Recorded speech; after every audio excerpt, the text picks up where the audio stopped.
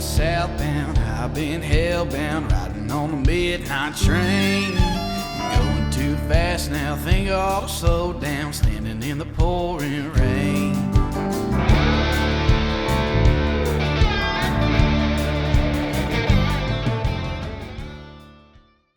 What's going on, guys? Tristan and Tony back with another episode of the One Hell of a Life Outdoor Podcast. Today we got Trey Reed, is your last name, I believe? Yes, sir. Also known as the Dreaded Archer on Instagram and social medias, and I love that name. Yes. Can we get a love for that name? And I know Trey's obviously a bow hunter and just recently got back into duck hunting, but I know he has his own podcast as well that seems to do very well based on the research I've done. So super excited to just hop on and talk all kinds of hunting and podcast and whatever with you, man. Yeah. I'm interested to hear your story. Oh yeah, I mean, I got a little bit of a wild story. That's good. We like that. A little wild, but yeah, I'm Trey. I'm from Texarkana, Texas. Just moved back here actually. Spent the last 10 years in South Dakota, which is where I found my love for archery hunting and all that. So yes, and I got the podcast, Dreaded Archer podcast, and yeah, just love the outdoors. That's awesome, man. Well, I guess I can't not ask, what brought you up to South Dakota, Texas? My job. So I got recruited to work for RJ Reynolds Tobacco. So they handle Grizzly, Newport, Camel, and all that stuff. So I'm a tobacco sales rep. And they called me one day and was like, hey, we want to give you a job. So I'm like, all right, sweet, I'll take it. At the time, I was at a community college, and you guys worked in the education system, but it sucks. Right on. Well, so, we're both in sales too, so I feel we respect the grind. Yeah. Oh heck yeah! So they hired me, and they originally placed me in San Jose, California, and which I was like, cool. I just want to get out of Texas, bro. Right? I know. That's it. I know, man. It's a scary place to be, honestly. Oh yeah, it's not too bad, but I was born and raised here, so I'm like, all right, I left for college, and then I came back. And I'm like, hey, I want to leave again. Right. But they called me like a week before I got ready to move and was like, yeah, we made a mistake. We actually already filled San Jose. And I was like, okay, but the moving truck already came and took all my stuff. No way. So like, where am I going? It was like, well, will you go to Sioux Falls, South Dakota? What? I was like, yeah, okay, cool. So they bought me a plane ticket, and South Dakota I went. Dang, man. So take us through like getting into the deer hunt up there. I mean, growing up, were you into the outdoors and stuff? I mean, and that kind of led you to doing it up there, or what? No, not at all. Like my dad, he hunted, but that was like his thing. So I remember being little, being at his house, and like during like when you're little, I don't really know like the months and stuff, but I know like in Texas, whenever it started getting cold and it's football season, that's when everybody starts hunting. So I knew that. So I was like, hey, yo, can I go hunting? And he was like, oh, no, you're too young. So a couple of years passed by. Hey, can I go hunting? No, nope, not yet. So I remember I was in like the fourth grade. He got me a BB gun. I just came home one day and he had one.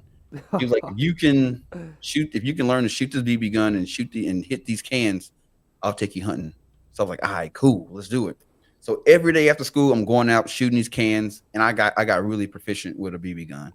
So I'm like, all right, now it's time for the big gun, you know what I'm saying? And he was like, okay. And then he brought me some hunting boots. So I was like, at the time, I'm thinking I can shoot a deer with a BB gun. I'm little, so I'm like, I got the gun, I got the boots, it's time to go. And he never he went back on his word. So around that time, I was like, all right, like obviously you're not an honest person. You go back on your word. So I'm done trying to hunt with you. Mm-hmm. So I just like forgot about it and just started focusing more on sports. And so I had no outdoor background at all, like growing up. So when you went up to South Dakota, I mean, because bow hunting, like, I mean, this, like, it's one of those things that's so hard to get into on your own. And like, I mean, there's a million different, sights and arrow weights and broadheads. I mean, the list goes on and on. So, I mean, did you like find like a mentor up there that kind of like showed you stuff, or did you start winging it? Oh yeah. A guy named Kim Meester, he owns Archery Outfitters. He's actually like the guy that basically took me under his wing and was like, hey, like, this is archery. And it's all started because like, once I moved to South Dakota, and that was like the first year where like I'm not playing football. Uh-huh. So you graduate from college, and it's like, okay, there's nothing left. There's no NFL, nothing. My identity was wrapped up in football for so long, and the season, it's time for the season started ramping up, and I got like super, super depressed. So I was going out drinking every night, doing stuff I shouldn't be doing. And basically the girl I was dating at the time, she was like, yo, you're super depressed. Like, we need to get out the house this weekend because something is off with you. So every morning on my route to work, I always pass this little wooden sign that says archery shop.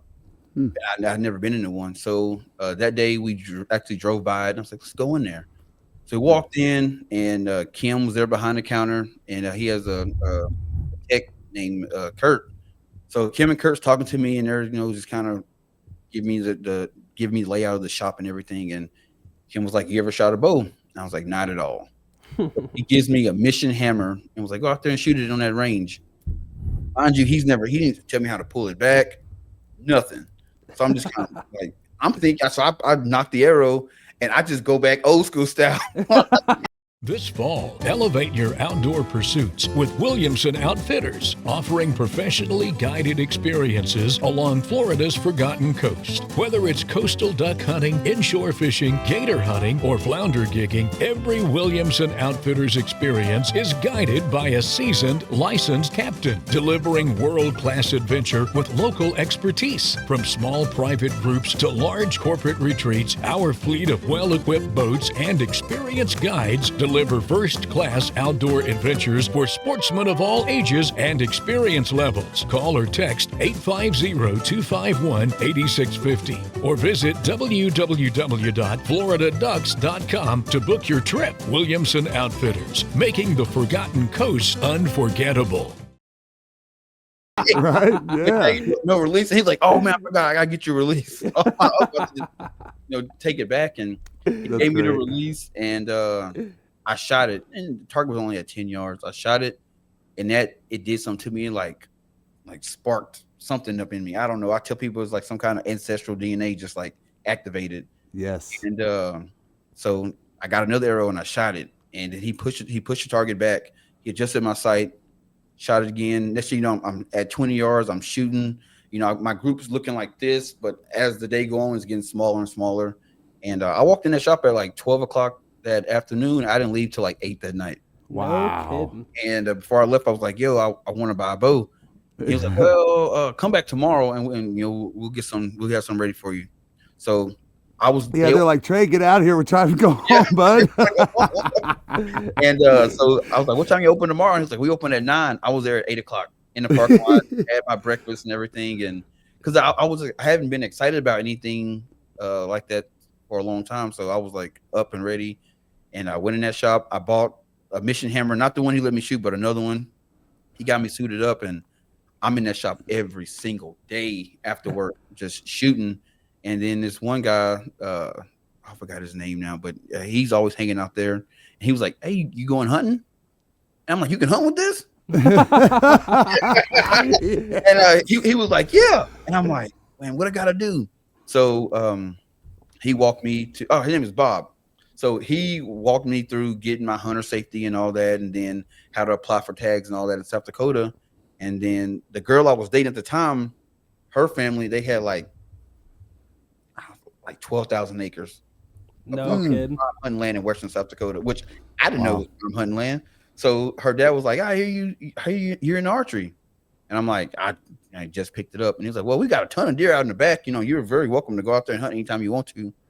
So I'm like, "All right, cool." Like, but I don't know what I'm doing. Yeah. So I literally just go get a ground blind because I didn't know how to get into a tree stand, and popped the ground blind up, and he dropped me off and was like, "Hey, I like walk out there across this field, and that's where your ground blind is." I'm like, "All right, cool." Walk out there, sit in the ground blind, probably in there for about 30 minutes, and sun comes up, and there's a doe that's like 20 yards in front of me. So I just like, "Oh, this is great." I'll let her have it, and she took off, and I just started like shaking. I didn't know what I thought. I was having a stroke or something. Yes. Like shaking, and the only thing I could think to do was like I had a honey bun in my bag, so I like grabbed it. I started eating on it, trying to like calm myself down and shaking. I'm like, what's going on? So I call him. I'm like, hey, I first deer, and he's like, already? I'm like, yeah. So he comes out there and he's like, well, good job. He goes, you know how to field dress a deer? And I was like, not at all. He was like, well, here's a knife. I'll see you later. And he walked. Oh, no way. Oh my God. I did what I did best. I went to YouTube University. I looked up how to field dress a deer. I sat it up on this, I had a little stick, put it in the ground, put my phone by it, and just watched the video and just paused it, listen, pause, and cut, and just going back and forth. And so I figured it out. And after that doe, it was on and popping. After that, I was like, I'm an archer now. Like let's go. So that's what got me into it, man. Like depression and just wandering into an archery shop. Wow. Man, that's awesome, dude. Well, I mean, it sounds like just what drove you to be successful at football. Like, obviously, you didn't have that what am I trying to say? Like, you didn't have that like output or whatever to like. You didn't have that place to put that energy, and then once you found that place to put that energy, like it sounds like it was just on. Like, oh yeah, dude, it was on and popping, and I was like constantly like buying gear and just tinkering with this and that. And then like my brother, he was like, hey dude, like you should like document like your journey. And I'm like, ain't nobody want to hear that. And he was like, no, it's like somebody got to. He was like, think about it, you stopped playing football, you were depressed. He goes, I'm sure there's other athletes out there that are dealing with the same thing that you're dealing with. So that's how the podcast originally started. It was just me reaching out to other former athletes and seeing how they were handling their depression with not being like without football. Like I had one of my teammates, he ended up, taking his own life like oh man, 2 years after we, graduated. So I don't know if it was because of him missing the sport, but who knows? But I was like, I want to be able to talk to people, and if they are dealing with something, maybe archery could be their outlet, like it was for me. And then it just kind of just spiraled into what it is today. dude, Man, that's awesome. That's so neat. I mean, being a veteran, and we got several friends that are, and obviously, we all know how important it is that veterans have been connected with the outdoors, and it's saved tons of lives. We got a buddy of ours that runs Project Save Your Outdoors out of Florida. Big shout out to Mike Dragic, and he just got sick of his Marine buddies. I think I can't remember the number, but it's staggering how many had committed suicide. But it's something that I see relatable because it's that camaraderie, right? It's that push that, man, me and my brother, dude, no matter what, we'll be in the trenches together. We're going to fight together. We're going to play hard football, whatever. It's the same mentality. I can see the tie between the two. And it's interesting to me that I've never heard that, as far as the sports go. But immediately as you're talking, I'm going, I see it. I mean, I see what that tie is. And, man, good for you. I mean, goodness. Yeah. Oh, yeah, starting that. And see, and he had it double time because, so I went to the Naval Academy. That's where I went to college. Oh, so, cool. So Brimmer, as my teammate, he was a Marine officer, and then he ended up getting out. So now he's missing the military and football. Oh man, it was right. like you get a double time. And I still talk to guys I went to school with today, and a lot of them are now just starting to get out, and they're like, dude, I don't know what to do. Like I'm still dealing with missing football, and now I don't have a structured life anymore. Like I don't have to get up and go to formation. I don't have any kind of duty to fulfill. So like, what am I like? What's living for? It's like, man, you got to find something, bro. Right. You got to find that next thing, either whether that be your family or hunting or something, but find something to fill that void. Because if not, you will get lost in it. Yeah. Yeah, really good advice, man. And maybe that's why, all of us that, and I know you've experienced this too, Trey, is just that, man, and I'll tell you, when you get my age, I feel like I say that a lot lately, but, I don't look back when I was 12 years. I can't remember every deer I've shot. I've shot tons of deer, but I can tell you when I was 15, whenever, the first time a grunt call was invented. Whenever my stepdad thought these guys were crazy, he told me, he said, you're not hunting here this weekend. That's what he told me. He said, get that stupid thing out of this house right now. He said, I've been hunting since 1952, whatever. And I never heard a deer say that. You know, it's what he said. I never heard deer say that. But he's also the same one that after about a year, he goes, you know, I started listening for it. He goes, and I heard it. He goes, and I couldn't believe it. He goes, and I didn't admit to Kevin and Dwayne that I did. You know, because he could not believe. It's just funny when you're not listening for something, how you don't hear it. You know, just like, I mean, I think that the whole first part of my life, I didn't really care about turkeys so much that I never heard them. But, you know, when I started listening for them, all of a sudden I started hearing them, you know. So, but no, that's interesting. Yeah, man, it's I can relate a little bit because like I didn't play like college ball or anything, but like just leaving my life, like I love football, and that was like the outdoors was kind of like what filled that void for me the exact same way. I mean, not so much in like the depth, but like of, you know, being in a dark place or anything like that, but just like what do I do with like something I work hard at and like I love to do? Like where does that energy go? You know what I mean? Yeah, it's those camaraderie times that we remember as hunters. Yeah, yeah. You know, I mean, that's what we remember most. And I guess that in our soul, like you said, you connected with something that day. You know, we also do that when we connect with other people that, you know, we don't know you're at hunting camp with. And you're like, man, I didn't know a single person there. Yep. But I feel like at the end of the weekend, I've known them all my life. Oh yeah, You know? yeah, I would get that all the time. Like, I would just pack up and like go hunt like random public land in South Dakota, and it would take me to some small towns. Yeah. And I'd walk into this diner, and if y'all don't know if y'all know South Dakota, but ain't a lot of, you know, black folks walking around. So I walk in, everybody kind of looking, and then they see the camo, and they're like, "Hey, you hunting?" I'm like, yeah, who hunting that? And I tell them, and they're like, "Oh man, ain't no deer there. You got to go over here, man." Da da da. And then you sit down. Next thing you know, you're there for 2 hours. Y'all talking, drinking coffee, and it's like, man, you guys are, you know, 30, 40 years older than me, and we sitting there having a good conversation. Now I don't even want to go hunt. I'm ready to talk. It just brings you to like some wild places. And I had a guy just like 3 years ago message me on Instagram. Hey, you ever antelope hunt? I'm like, nah, never. He's like, I want to take you antelope hunt. Come out to Rapid City. No kidding. I'm like, bro, I don't know you. Like, I pull up on you, know, and go hunt with you. But what you call? So he gives me a call, and we talk on the phone for like 3 hours. Never met this guy in my life, and we just, you know, talking whatever. So I was like, you know, I'm gonna go out there and hunt with him. So got my tag, and we went to drive out there, like, because Rapid City's like 6 hours from where I lived in South Dakota. So I got up like 2 a.m. and drove out there. Oh man. So get there, meet his family, everything's cool. His name is Rob. I want to say he was like 50, he was like 55. So go out there and start hunting. And we're sitting on the side of this hill and we're glassing. It's probably like, you know, around noon. And I just started laughing, like giggling. And he was like, "What's funny?" I'm like, dude, like, never would I imagine I'd be out in rural South Dakota hunting with the 55-year-old white guy that I've never met before. And he was like, "Yeah, man, it's kind of crazy."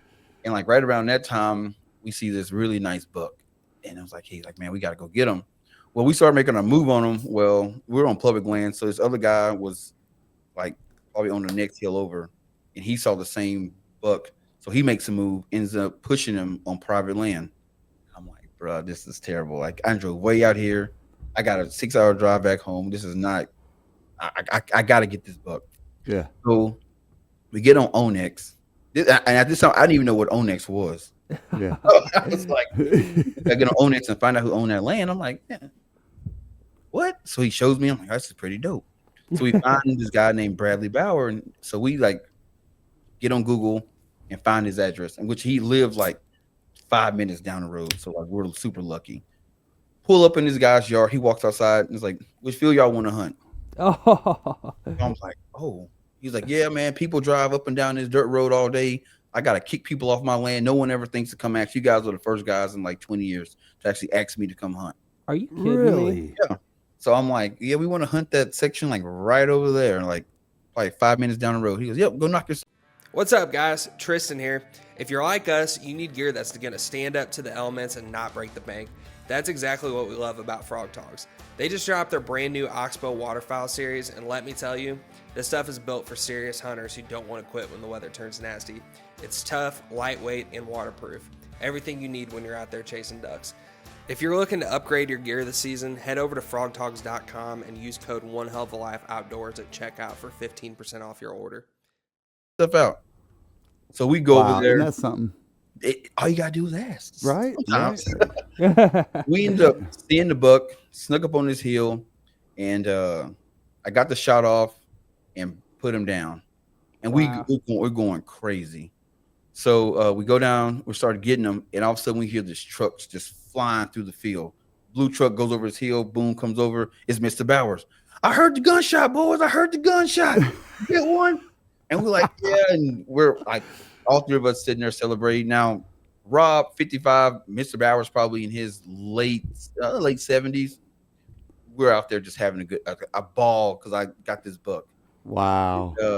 And we became friends, like real good friends. Like I would go out and help him do a little fence work every once in a while and stuff like that. Just to, hey, you let me hunt your land. Yeah. I'll do a little work for you.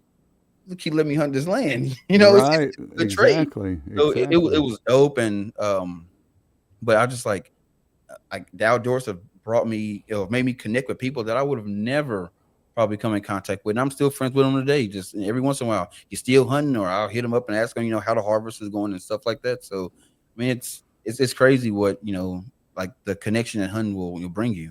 Oh, 100%, dude. It Yeah, is. I mean, the connections that, I mean, just a social media message could, what it could turn into are crazy. And I think you brought up, like, a really good point, like, about, asking for permission and, like, treating people's land with respect and stuff like that. Because, like, I didn't really realize this. I mean, so, like, a state like Arkansas for duck hunting, like, the days of, like, knocking on a door and getting permission to hunt, like, no, it's over with, man. You know that. Yeah. But, like, out west, like, that's still you can still find that, but farmers are getting, which this from living there, farmers, like, and we only know this from having people on the podcast. We've never experienced this, but it sounds like farmers are getting, like, pissed off because of so many people that have, like, treated their land wrong or, like, don't ask and go on. What do you mean we don't?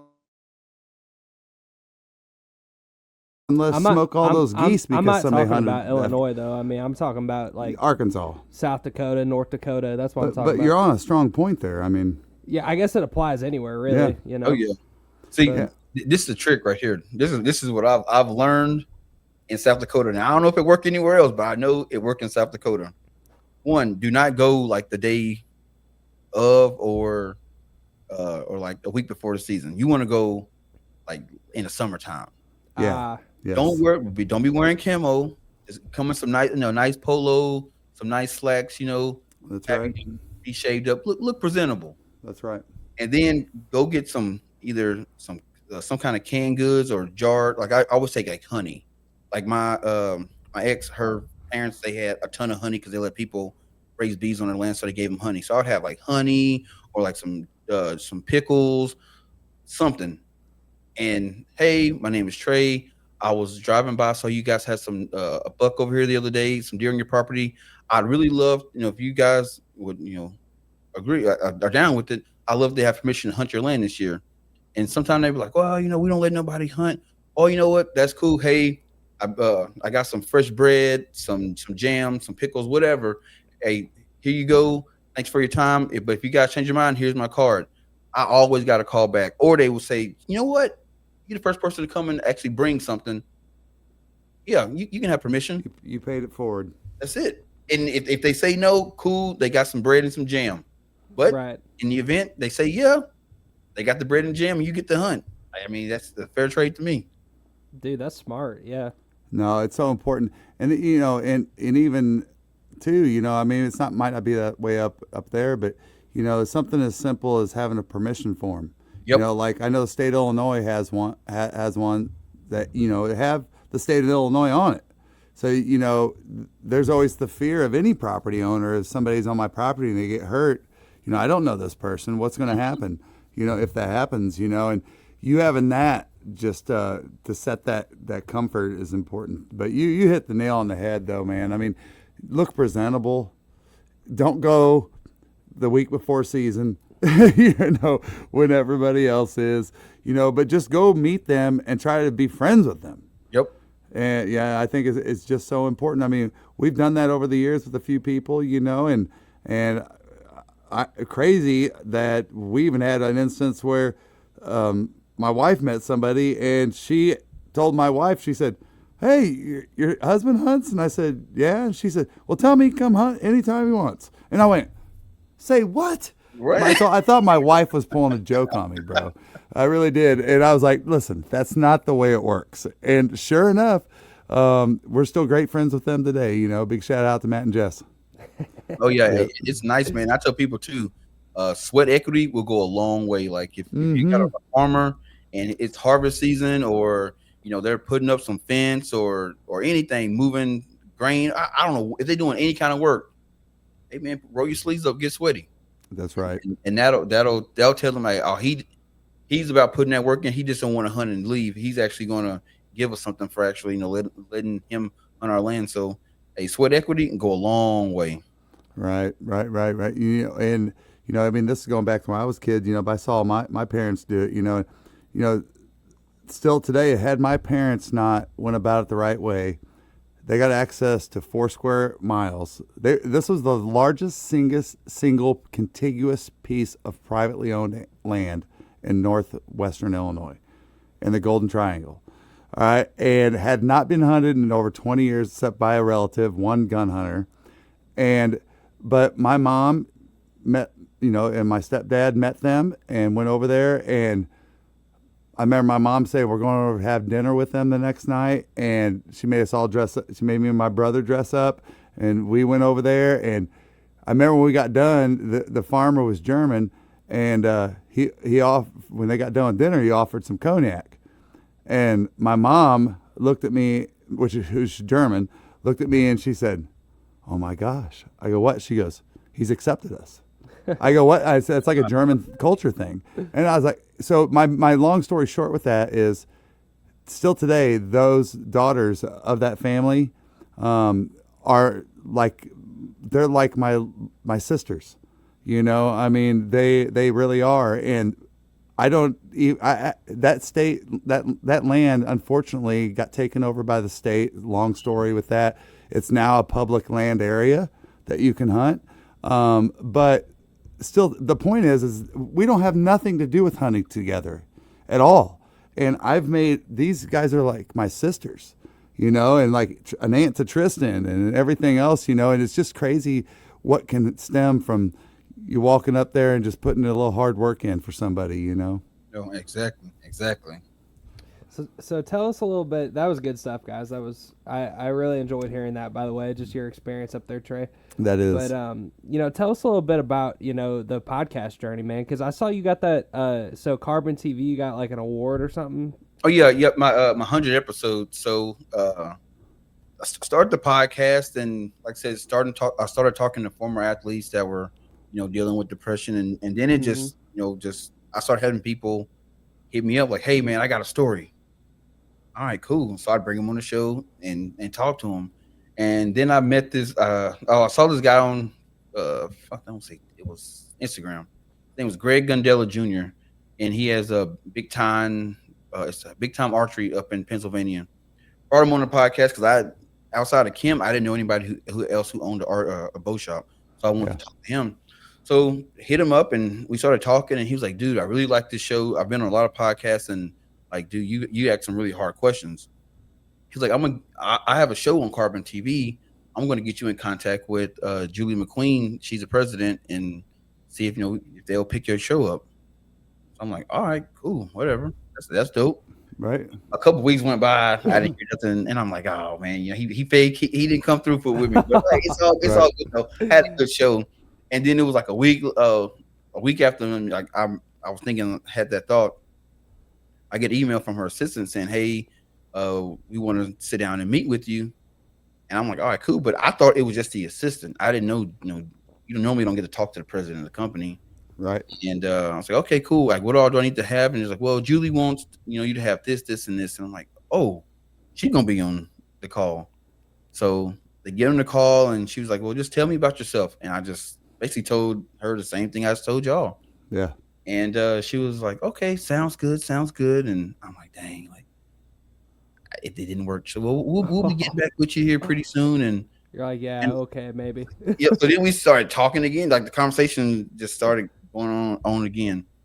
And right before we got off, she was like, "Hey, before we leave, she's like, I just want to know, do you want to join the Carbon TV family?" And I'm like, "Yeah."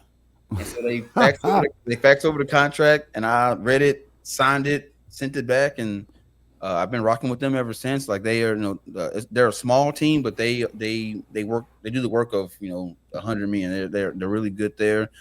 They really help the podcast get out there, help me find guests, and it's been great. And I like to talk to anybody. That I think that's why a lot of people like the show is I'll reach out to somebody and they'll be like, "Well, I'm not that big, or I don't have that many followers." I'm like, "I don't care, man. You Right. hunt. That's all I care about. I don't care about follower count. I don't care about who you sponsored by, what you shoot, any of that. If you shot a little spike and that's your first buck, I'm gonna have you on the podcast. I don't care. I just want to talk to you about the outdoors and what it means to you and how you got involved in it. And it just spiraled to what it is now. And I won Carbon TV's best podcast last year, and that was a big goal because me and my brother went to the 10-year banquet, and they was giving out awards and all that stuff. And we're sitting there, and I forgot who won it that year. Christy Titus, she won best podcast. And I looked at my brother, I was like, "We're gonna win that Joker next year." Yes. And he was like, "What?" I was like, "Bro, we're gonna win that Joker next year." And we flew back from Detroit April 22nd, and from that day on, I was just grinding. I'm talking like doing 4 and 5 shows a week. I was Wow, man. upgraded my gear. I was like laser focused. And then when I got nominated, I was like, okay, now I'm nominated. Now I got to win it. I'm in it. Now I got to win it. And just put out videos and just kind of up my game, just continue to do shows. And then they had the award ceremony. I won. And I was like, all right, now it's time to go for number 2. And I think at that time, I was only like 30 episodes in. Wow. And I just like cut it on, boom, and just kept doing more. Just 4 and 5 podcasts a week. Sometimes 2 and 3 a day. Like I was just rolling, and I was just super motivated, and kept finding more and more people like with interesting stories to talk to. And it's like, I don't know, I just love it. I love talking to people. I don't know. It was Dude, Amen on that's that. amazing. And That is. I think one thing like that resonated with us out of that is like, okay, and not to say like I'm not like throwing any sort of shade because there's people like you talk to a bunch of different people and like somebody might have 200,000 followers and they might be like the most entertaining podcast guest ever, or they might be like very quiet and the whole time you're trying to like pull conversation out of them, which is fine, everybody's different. But then it seems like I think part of it's probably like the guys that like are like you said, they're like, oh, we don't have a following or whatever, but they're hunters. Like sometimes the stories you get out of those guys, because like they don't have time for social media. A lot of these guys, right? All they're doing, man, they're just out there hunting. And just some of the stories, and just we get off some of those podcasts sometimes. We're like, dude, that was like the most interesting thing I've ever heard. Well, let me say this, and I know that all three of us will agree with this, and the rest of the world may not relate to it unless you do what we do, and that is every single person on this planet is unique. Yeah, No doubt. You don't need a following to be unique. Yeah, to be unique. No doubt. So if that's your thing, you don't want to be social media buff, that's fine. I know the world kind of pressures you that way, that you need to do that kind of thing. But man, we have had, and I know you can say the same thing, Trey, we have been humbled to death. What's up, guys? If you want coffee that doesn't suck, you probably can guess what I'm going to say. Get the Duck. Dirty Duck Coffee is the official coffee of the One Hell of a Life Outdoor Podcast, and they have a great lineup of different coffee blends, everything from Morning Wood and First Flight to Dark Dynasty and Suns Up, Guns Up. You can't go wrong with Dirty Duck Coffee. And they have a great lineup of cold brew cans, mocha, French vanilla, original cold brew, and cinnamon teal snickerdoodle. If you want 15% off your next order, use code OneHellOfALife15 on your next order. By people allowing us, I'll use that, to be part of their life for an hour, hour and a half. Yep. I mean, and that to me is something super special, something that I am so respectful for. I think they don't understand how much we respect it. I mean, it's truly an honor. Let me ask you this, Trey. How many times? Because we just experienced this recently with a guy that we've shared literally hundreds of hours in the duck blind with. Yeah. We had him on the podcast for the first time. Talked to him for an hour and a half or whatever it was, hour, and learned so many things we'd never known about this guy. Like, how often does that happen with your teammates or whoever you have on? Like, have you ever felt that way? Oh yeah, I had a guy that I played football with, and like he was this big, this dude from South Philly. You would have like just the hardest person I ever met, just old, mean, and all this. But I had him on the show, and we got to talking. And this dude has a love for cast iron skillets. He loves cast iron skillets. I'm like, I would have never pictured you to be a guy that not only cooks, but you love cooking in He cast probably iron. eats cast iron skillets too. Right? He's so tough. Yeah. And he was like, oh yeah, man, you know, he's telling me all the different ways you got to season it and all stuff. And I'm like, dude, I collect cast iron skillets. I'm like, how are we on the same team and that never came up? Right. Yeah, and it's just Exactly, like, dude. it's weird like that. And I mean, there's just been there's so many people that I talked to, and he's like, dude, I would have never known that. Like, Right. never got it. But that's what you get with a conversation when you're talking, and like people open up and they're real vulnerable and they're willing to share the story with you, and like I love it. Yeah, man. No. The vulnerable is the word, and man, that to me is always something that I cherish out of this podcast. I feel like it's a privilege a little bit. privilege. It is a privilege. 100% it is. Oh yeah, I know that there was one guy. This was like early. I think this was like my 6th or 7th show, but I was scrolling through Instagram, and I saw this guy. He's sitting in camo on the subway, and I'm like, sitting in full camo on the subway. So I messaged him, like, yo, dude, saw your picture.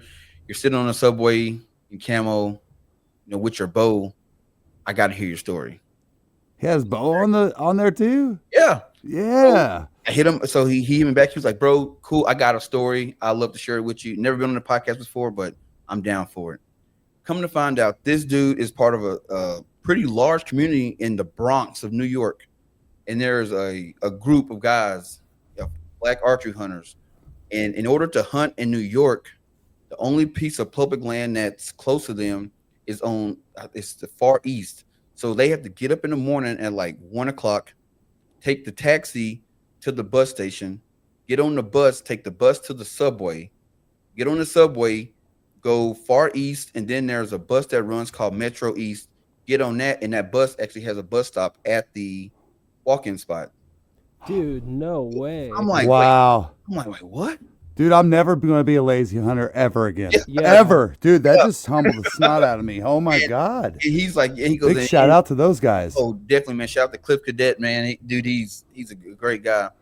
And he was like, and then in order for us to take our bows or our weapons, you know, you have to get like a special license from the state of New York, and you have to then get it approved by the bus department and all the public transportation and all that. And they got to have it cased up at all times, and it's a whole big deal. But he goes, but the crazy part is when he got his first buck. Yeah, like, all right. So now what do you do? So I was like, so now I got to hear this. He's like, well, I got my first buck.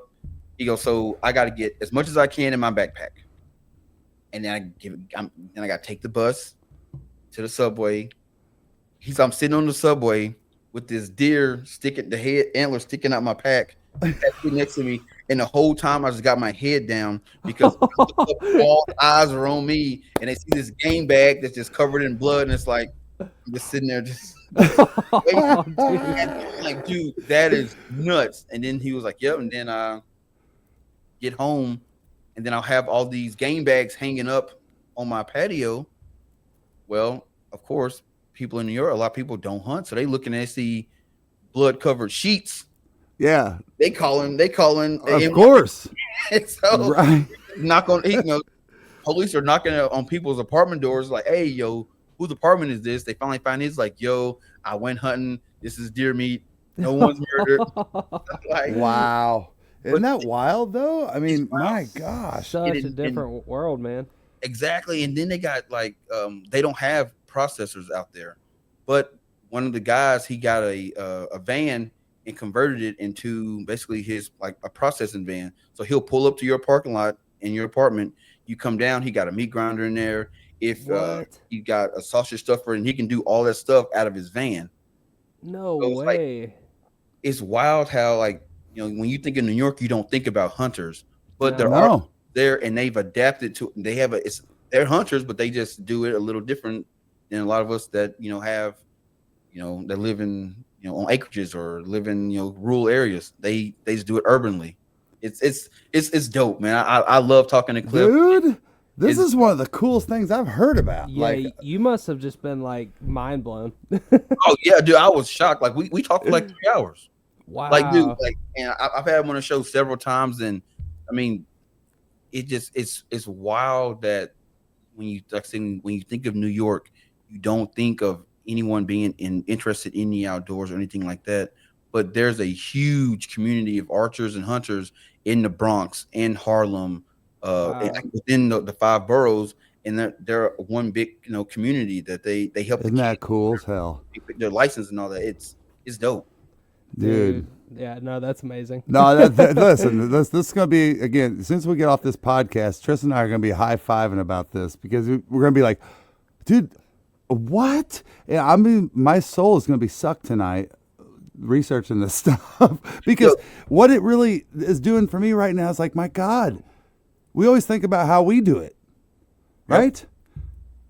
Dude, we don't think about anything outside of your little box that we live in, dude. I mean, not because we're being selfish. It's just because it's just a stereotype, right? Maybe or something. But that is fascinating. And I would have to bet that there's probably from small groups to whatever, in maybe a lot of big cities, like might be Chicago, might be here in ATL, man. I mean, seriously, it's just,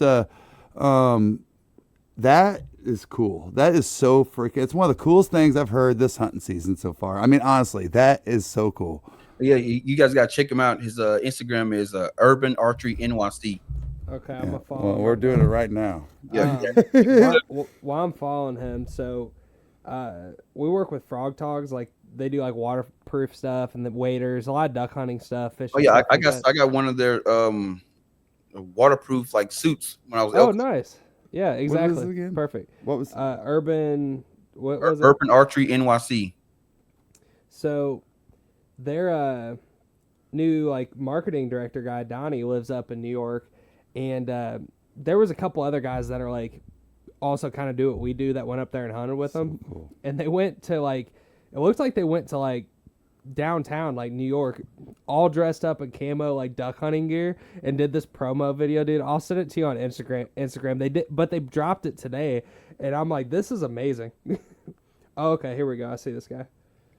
Sweet. Oh yeah, dude, New York is cool. They even have this thing called Carps in the Park, and my friend Brandon Dale, I met him just on Instagram, but he takes people out to Central Park, and he got a special license from the state where he teaches people how to fly fish in Central Park, and they catch carp, and they catch them and throw them back. But it's just one of the things that they do out there in the outdoors. It's like it's super cool. And I'm like, man, I would have never guessed that you guys get down like that in New York. And he's like, dude, we got some serious hunters out here. No, yeah, never would have guessed that. No, so it's like I would have never known. Like, had I not, got in the outdoors, or hell, had I not even just reached out to him on Instagram, I would have never known that. If someone had said, dude, I give you $1 million if you can guess how many archers are in New York, I told him maybe 1 or 2. well, apparently, like upstate's like super country, right? Like super, like people are out hunting and all that up there. Oh, yeah, like right? by Albany and all that. Yeah, that's Yeah. right. Yeah, There's big deer in excuse me, I believe it. beer, but there's big deer in New York. yeah. No, I believe it, man. Any of them northern states. Where outside of South Dakota and Texas, I mean, what states have you deer hunted in, man? So Arkansas, Colorado, Wyoming, Iowa, North Dakota, Minnesota, Wow. and that's Oklahoma, and that's it. Oh, But that's see, awesome, dude. so where I live, I actually live on the border of Texas and Arkansas. So Okay. like we have a street that runs through the middle of town. So I can stand on one side of the street and I'm in Texas. On the other side, I'm in Arkansas. So like I can get I'm closer to Arkansas than I am Texas, and there's more public land in Arkansas than there is Texas. So I get tags in both states, but I mainly hunt Arkansas when I'm here. Oh, nice. Yeah, you can kind of double dip or play the seasons how and I would imagine too, like the ruts probably like depending on where you're at in Arkansas and Texas, probably could be a couple weeks apart, right? Or no? Well, where I'm at, it's about the same. Because like Okay. I can literally like if I'm at my mom's house, I can see Arkansas from my mom's from my Wow. mom's Okay. house. Yeah. It's that close. And then like in Texas, there's one public land spot in Texarkana, Texas. It's like 10 minutes from my house. But if I go literally 5 minutes east, no 5 minutes west, I have access to thousands of acres of public land over on Arkansas side. So How do you hunt now? Do you do lock-ons? Or are you a saddle guy or what? I'm a saddle guy. Nice. So Yep. how okay, so this is interesting. So I mean all my dad's ever done was, lock-ons, and that's, what I've always done just because of like growing up hunting with him. But like the saddle thing kind of feels a little intimidating to me. And I get like the flexibility aspect, especially on public land. I mean, it seems you can't argue with it from that standpoint. No. But like from your perspective, coming from somebody that didn't even hunt until like a certain age, like how was it like making that jump to saddle? Oh yeah, it was pretty easy because what I did Really? was because I got the saddle, and then in my backyard I had a tree, so I just would practice on. I wouldn't go too high, just probably like maybe two sticks. I'm like, okay, I got the system down, and then I would just do that. I did that every day for about like a month, and then I went out to the archery shop, and they got real big trees out there. So I just started going. All right, I'm gonna go 3 steps now. See how high I can get. All right, do that for a little bit. Then I add another step. Okay, I'm 4 steps up. I'm pretty dang high. This seems to be good. And then it's just I'd practice just falling, just trusting the string. And once I could trust that all the ropes was good, I'm like, all right, I'm good. And I was never intimidated by it. But my thing was I was intimidated in the dark. That's where I didn't. That's the one variable that I left out. When you practice when the sun's up, it's easy. Yeah. When it's dark and you just got that little red light, it's a whole different story. So I just had to like get a system down where I would put all my gear in the bag in the order that I would take it out.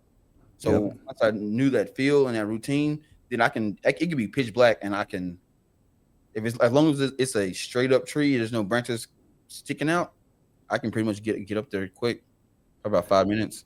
Okay.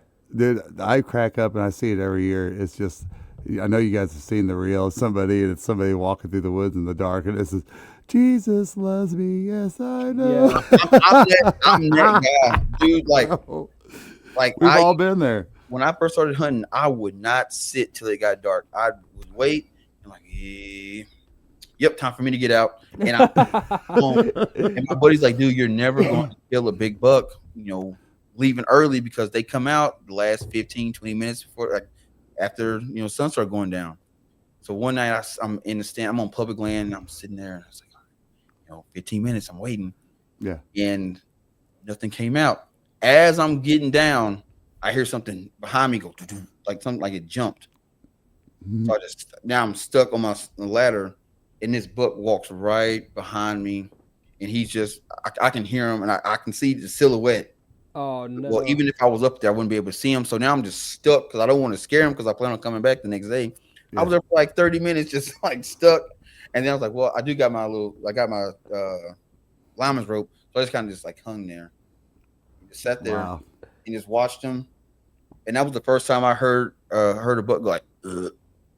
Because I'm like your stepdad. I didn't say, man, deer don't do that because I've never heard that. And I heard him. I'm like, oh snap. All right. But I've always had a grunt in my bag because everybody got to have a grunt. But I was That's like, right.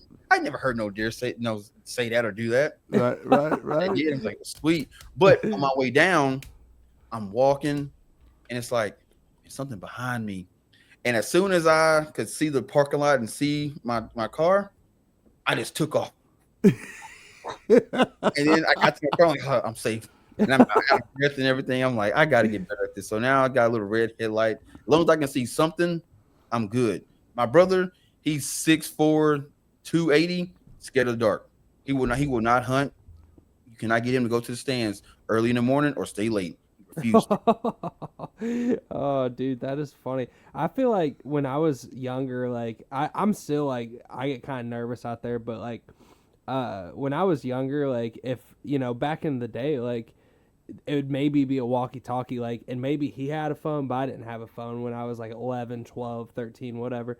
And I like sometimes would almost be about to cry because I'm like, dude, is he leaving me out here? I'm like, is he ever coming? All right, listen, it's story time. Listen, you got time for a story, Trey? I got all night, man. All right, so my brother-in-law, and I'm going to tell us as fast as I can. Of course, as outdoorsmen, we want to get people into the sport. Younger people is great, whatever. I'm in my 20s. My brother-in-law is, 16, 17 years old. And I said, hey, you want to try hunting? He's like, man, I don't know how to hunt, So I taught him some things, got him in a bow and all that. Well, I said, well, you got to complete your hunter safety course. Well, back then, we lived right by the Olin Winchester plant, and Winchester always hosted that, which was really cool. And you have to go there on a Saturday all day long, and then a part of a Sunday. It wasn't all online. And I said, I'll do it with you, so we do it. And he doesn't pay attention for very long. And I told him, I said, dude, you better be paying attention to what this guy's saying. And he's over there farting around and everything. And right then they're telling a story. They're saying, we're going over the part of what you do in an emergency situation. All right. And he goes through it all and he said, but the very last thing you do is light 3 fires in the shape of a triangle. By all means, you don't want to catch the woods on fire, right? So anyway, he's fiddle farting around. And about that time, the instructor sees that shit and says, hey, you young man. He goes, what's the first thing you do when you get lost? He said, light 3 fires. He said, no! And this guy screamed in front of the whole class. Well, fast forward all that. He ended up passing. And I told him, I said, stay in the deer stand until I get there. I go back there. He's not there. And I had to walk about 150 yards off this fire lane to go back there. And I said, why'd you get down? He said, well, I didn't know, like, what happened if you don't come get me? He goes, I was just kind of fending for myself. And I was like, all right, he's a young guy, whatever. But I said, listen, tomorrow night, do not get down. I promise you, unless I die. I mean, we didn't have cell phones to do this. And I said, unless I get killed, I will be there. I promise you. And I wanted him to be comfortable with it. Well, he decides to get down again. And one of my buddies hit a deer, and I'm running a little bit late. And he starts to get down. Well, he gets lost. And so about that time, my buddy that I had a two-way radio with, he texts me. He goes, dude, your brother-in-law's screaming through the forest, help. And I go, what? He goes, all I can hear in the back, he goes, through the forest is, help, help, help. He goes, so me and my dad are on the way to go get him because they could get to him quicker than we could. But man, he learned the hard way that night. That's the point of the story. But anyway, so man. Yeah, no, there's something that dark does to you. There's something about being scared. It still happens to me today. I swear I had a Sasquatch follow me in Illinois whenever I was about 25.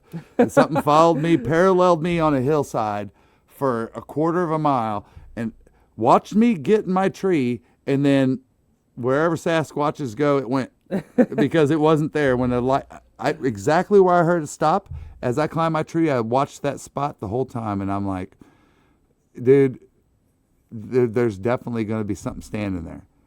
Nope. Nothing. I tried to scare my brother one time. We were out in South Dakota hunting on some public, and I was like, hey, man, like, what happens if we see a Sasquatch? And without hesitation, he was like, "Well, shit, we'll be eating some Sasquatch tonight."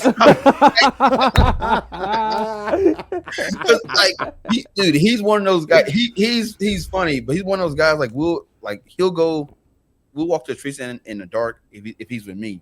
Yeah. But before we even start walking, he just like, what you need for? Just in case, man. Like, just in case. Like, come on, man. Like, I'm taking this 100 times, bro. Nothing's gonna grab you, and you never know. This might be the 101st time. This guy. All right, man. Nothing will like That's instantly great, make dude. you piss your pants than when you blow up a whole bunch of turkeys. Oh yeah. When you're walking through the woods and turkeys explode, dude, I don't care who you are. If you listen, it's impossible to watch a punch without blinking. It's impossible to not piss your pants blowing up a bunch of turkeys over your head. Turkeys and pheasants. Yeah. Oh man, I bet you were into Pheasants, that all right? the time, huh? Man, I hate pheasants. 'Cause I don't like. I know it's coming, especially like if you walk into like a Milo field or something. I know it's gonna happen, and it's like that sound they make, that woof, Yeah. and they fly up. You're like, oh my god, and you just like it sends chills through you. Man, all the time. Even like Really? deer, like you're out there and a deer will run through a field and spook a pheasant. Get me every time. Dude, no disrespect to Pheasants Forever, but I can see you walking through the field with a shirt on that's Pheasants Forever with a circle and a line. Yeah. You're like, no way, buddy. You're not getting my money. I'll give it to the deer and the cattle farmers and everybody else. I do. I like everybody in South Dakota. They love pheasant hunting. I hated it because it's a bunch Really? of walking. It's a bunch of walking, and you get 3 birds a day. I can't do nothing with 3 birds. Right. You're like, yeah, okay, cool. That's like dinner. That's it. That's one meal, and that's the thing. A lot of guys will go out there. Like, I get it. If you are a resident and you're hunting pheasant, you got all year long. But if you are a non-resident, you get 5 days. You got to pay like $400 for the tag. You get 3 birds a day, and then if you go into like one of these lodges, you know they're charging $1,500, $1,600 a gun. Man, that's some expensive that's some expensive pheasant meat. God, man, you ain't lying.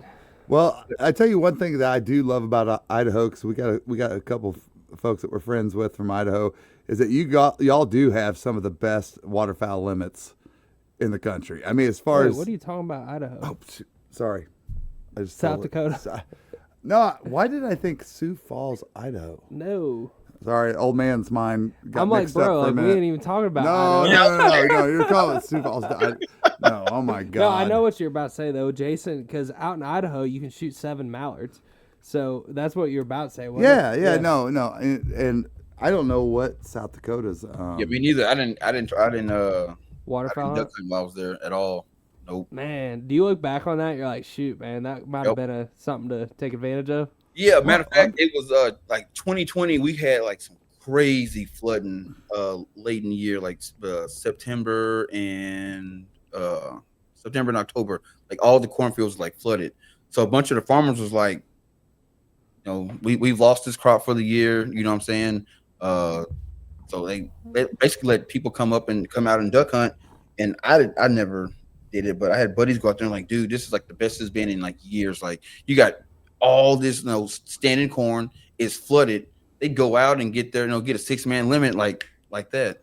Wow. And I was like, man, maybe I should have got into it, but well. But like it was weird in South Dakota because it opens up in zones. So like the zone I lived in would be zone 3, so you don't get to hunt until mid-December. It's cold. Oh man, I'm that's trying to be out late, there.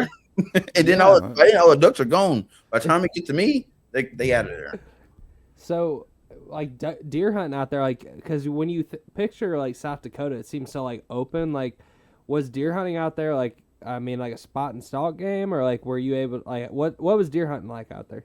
All right, so where I lived at in Sioux Falls on the east side of the state, that's more sitting in a tree stand or ground blind.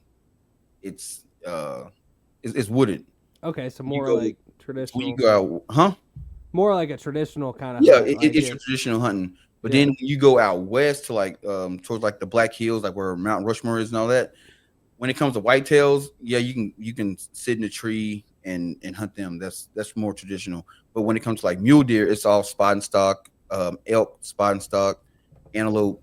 And if you get lucky enough and you can draw a bighorn sheep tag, then that's spot and stock as well. Man, That's a once in a lifetime tag, or you can Yeah. get the governor's tag, but that's gonna cost you some bread. Didn't Steve, like, I don't know how close you follow like Meat Eater and all that, but I feel like Steve Ornella like pulled one of those. I might have read about it in like one of his books or something, but it took him like you said, like his whole life to finally pull that tag. Like, Yep. if I'm I feel like I might have just watched that episode. maybe that's what I'm Was thinking this of. the, Yeah. the flintlock muzzleloader thing? I don't know, man. I don't know. Yeah, no. Well, I'll have to do some research on that. But Yeah, the bighorn sheep in South Dakota. So you can do the you can apply for it, and they give it like 5, and it's literally Wow. it's a once in a lifetime tag. Once you draw it, you will never draw it again.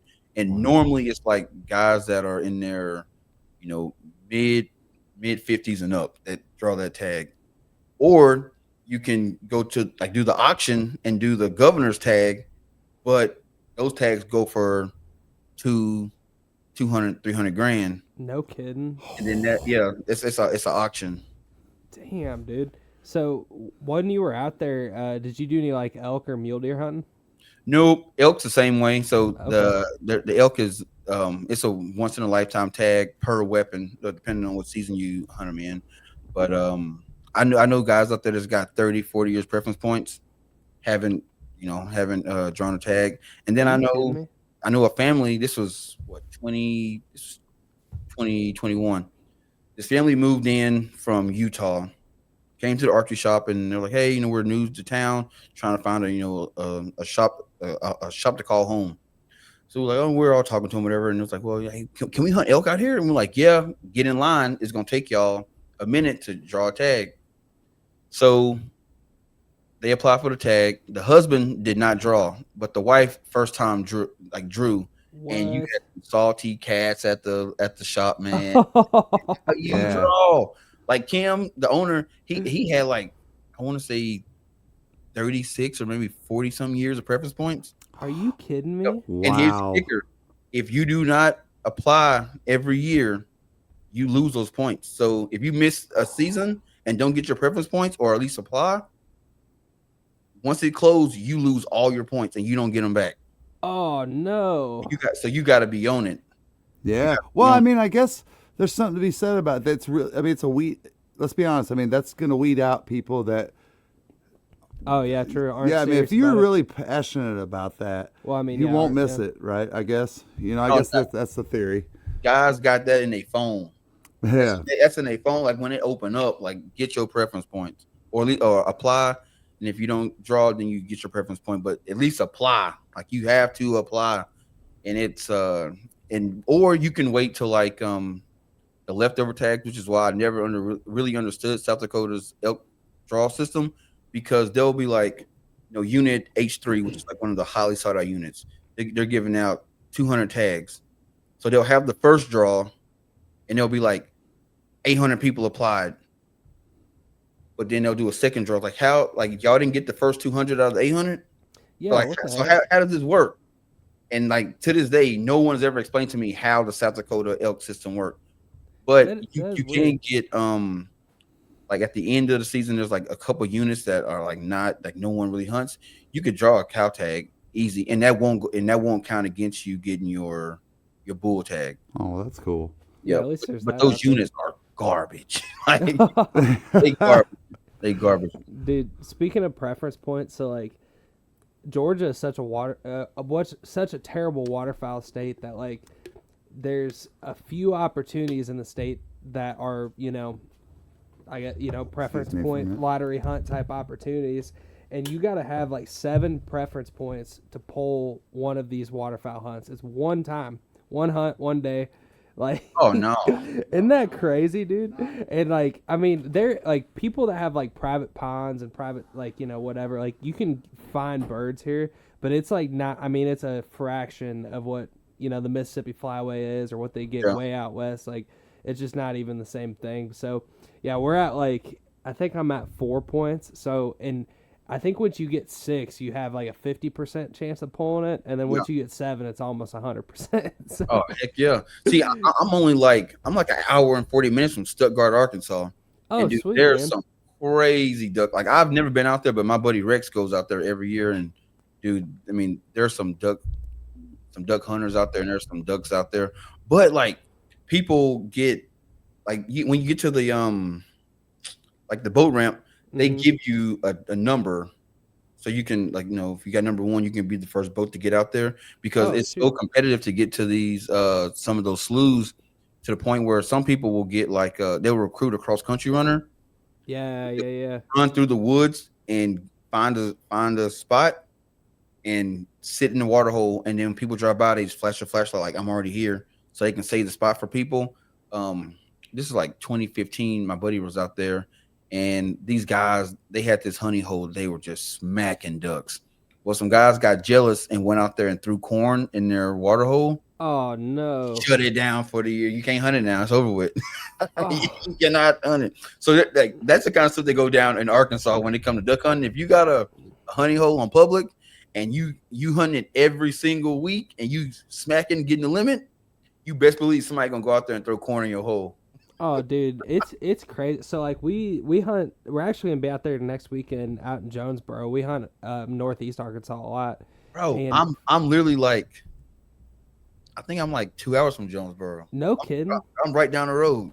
Oh shoot, dude, we gotta connect at some point. Oh yeah.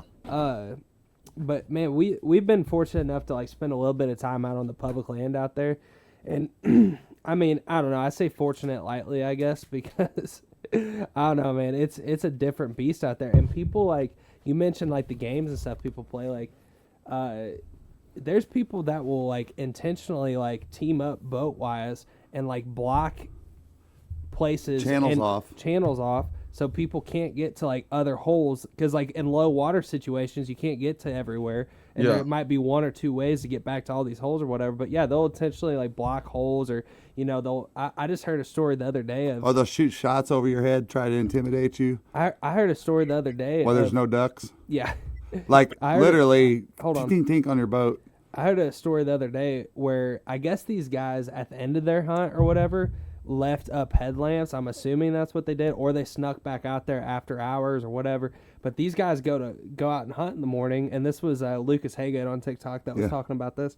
He said they went to hunt in the morning, and they're like, "Oh, we can't go over there. Those guys got that spot held down," and they drive the boat back in there, and I guess they just took the headlamps off. So they just had the headlamps hanging to look like there was people out in those spots. Like, and I don't know when they put them up or whatever, but bro, we did that. What do you mean? You don't remember that? We did that out in Georgia. Yeah, but we were out there. Oh, okay.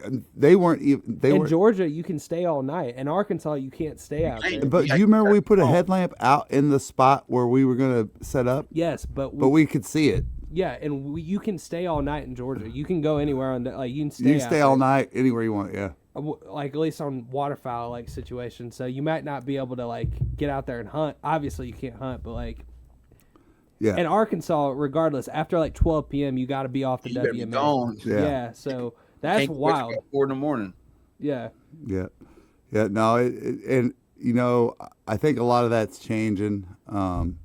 We talk about it so much. I hope it's changing. I don't know. I mean, I feel like there's such a strong push of positivity flowing through our sport on both sides. When I say both sides, I'm talking about whitetails and I'm talking about ducks. All right, we talk about turkeys. That's a totally different thing. But I really do feel like I think that there's so many people that we associate with, especially when you talk about big names out there like 24/7. When you talk about Dr. Duck, you know, you talk about really anybody that represents a great brand on TV. You know, the Foul Life, anybody like that. There's such a strong push for positivity, and you know, working with others, hunting, you know, having relationships that you'll never forget, all that kind of stuff. Kay, come over here and hunt with us. Like I've always said, if you think that somebody's sitting up next to you on public land, they did it on purpose. I don't care what you're hunting, ducks or deer. most of the time, it's not on purpose. Right. It's either they don't know what they're doing, and you're best off to approach them in a very nice way. You don't have to be aggressive. Be nice and just say, hey, look, most times, like even deer hunting, when we run into those situations where people are hunting, we figured it out with them. You know what I mean? It's just like, hey, I'll go over here, you go over there, that kind of thing. Or, Yeah, it just happened a few weeks ago. I was super thankful this guy was a saddle hunter because we went out to this public land that's archery only up here, and we had hung the week before or something. We hung a set up there, a double set, yeah, for me and him. And this guy's like, man, I was planning on going right there, and he's pulling up Onyx and whatever, and we're like, shoot, man. He's like, but you know what? I got a saddle. I can just go up 200 yards, 300 yards and set up. And it all worked out. And I'm like, thank God, because if we would have had to move our stuff, it would have been a lot harder. Yeah, well, and then he ended up doing some predator control and smoked coyote. Yeah, which was nice, you know. So anyway, but most time when you talk to people, they're pretty cool. And I know in South Dakota, a lot of guys, you pull up to a parking lot in the morning, there's normally 2 or 3 trucks there, but once it's time to get out and start walking, everybody will get out their trucks and like, hey man, where you going? I'm going north. I'm going over this way. Then break, and then everybody break. Yeah, that's right. Well, and I used to. If you shoot one, let me know. I'll help you drag it out. Exactly. Yeah. And I've said this before. I come from a culture of public land deer hunting, in the Golden Triangle of Illinois, and what we always did was, because there were so many of us that did it all the time, that when I grew up, the only thing I knew was to love your other hunter. These people, I remember one year that it was worth it to everybody that we got this pavilion, and it was an outdoor one because it didn't have windows, and they went as far as putting plastic all around it, and all of us had a Thanksgiving dinner together. And these are people, I'm talking 60, 70 bow hunters, man. If you were to say you were to walk into a place that had 60 or 70 bow hunters in today's world, most people would be like, oh my God, but everybody knew where everybody hunted. Yep. They did. We talked about it. Everybody gave respect for the person that was up there in June, July, sweating their asses off, doing the work, putting it in, and you have to give that up. You have to give that up, that person. But that culture still exists today in this specific area I'm talking about in Illinois, and it's a really special place to hunt. And my goal is that I hope that we can keep pushing that and spreading that message, and understand that it's okay for all of us. Look, dude, you're over here one camping spot over, we should be having a beer. Exactly. You know what I mean? Yep. Eating some deer chili, sitting around a fire, all that stuff. So I'm excited. My whole point with all this was, I do feel like there's a very great positive movement from some big names, way bigger than us in this business, that are doing a great job, and I love it. Oh yeah, and I try to pass it on. I don't have a big name, but I try to, do my part and pass it on to other people. This was 3 years ago. I'm in South Dakota, and I had stands all over. I would just go out and put stands up on the weekend. But I had to stand up in Chamberlain, South Dakota, which is 3 hours from the town I lived in. And in South Dakota, you have to put your little tag on it. It's got your name, your hunter's license, your phone number on it. So I got it on the stand, and so it's probably like 6 o'clock on a Thursday night. I get a phone call. I don't know the phone number, but I answer it, and this guy's like, "Hey," I can't remember the kid's name, but he's like, "Hey, I'm this is my first year archery hunting. I'm out on the public land, east of the Missouri River. Can I hunt your stand? I see it. Are you coming out here to hunt today?" And I'm like, "Nah, bro." And he was like, "You can hunt it. Just leave it how you found it." He was like, "Cool." So that was it. That's awesome. Man. Wow, isn't that cool? Kudos to that dude. It gets better. He calls me back at 9 o'clock. I shot my first buck. I just found him. Can you help me drag him out? And I'm like, dude, I would love to. I am 3 hours away. Oh. There's no way that I'm going to, by the time I get there, dude's gonna be late. Yeah. Right. How do I field dress it?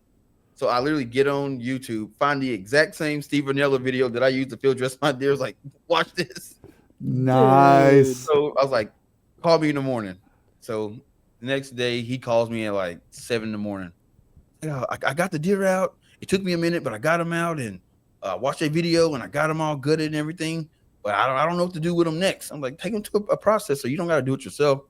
And I never heard from that kid again. But I went back to that stand and he left it like how he found it. Like, and I was like, hey, hopefully one day somebody will call him and say, hey man, I found your stand. Can you hunt it? But I end up not getting that stand out. It's like still there. So, I don't know. I forgot the kid's name, but if you listen to his podcast, you remember calling Mr. Reed. He's probably shot 7 of them since then. Yeah, that's so funny. Yeah, I have that stand now because it was. Hey, I can tell you this: for him to find that stand, he walked in. He did some work. He did some work. Yeah, I don't know what he was doing. I guess he was just walking, but hey, you found it. Like respect, man. That is so awesome. I like 3.5 hours. I like bro. to think that he is still hunting it now and killing big deer out of it. Mm-hmm. That is so cool.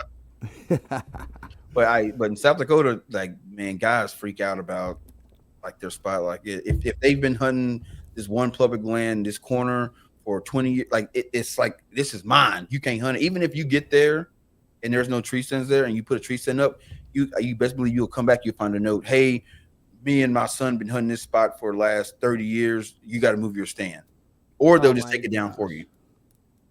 Wow, you won't find it. Bro, that is insane. Yeah, that's all. That is insane. I always use the analogy of saying, public land isn't yours because you piss on the spot, right? It's not your territory because you go up and pee on it. But I pay my taxes. That's right. That's right. But I guess, there's two sides to that, right? I guess if it was you, and if it was,